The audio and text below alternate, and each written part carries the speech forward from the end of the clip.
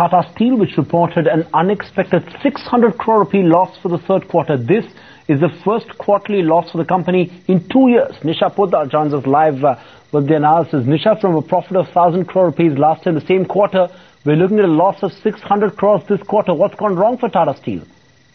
It's all coming from Europe, Sandeep. Indian operations have nothing to do with this. In fact, they have been profitable, and it's the European markets which are not giving that support to Tata Steel. And remember, they had acquired Chorus, and in Europe, remember, most of the companies are cutting down production because the demand is low. And the biggest problem that Tata Steel is facing in Europe is that the raw material costs for the company have been shooting up. They've gone up by over 20% in the last quarter for Tata Steel. And remember, Chorus, which does not have captive feedstock, it is facing the pressure because the raw material cost hike is not in tandem with the steel prices, which have been softening and have gone up only by 3.5% in the quarter. Remember, there was a time, Sandeep, in 2000 when there was a global downturn as far as steel market is concerned, and Tata Steel was one of the only profitable steel companies in the world, only because it had the support and the power of feedstock, which is in Jamshedpur. They have raw material mines of their own, and they could make huge profits out of that.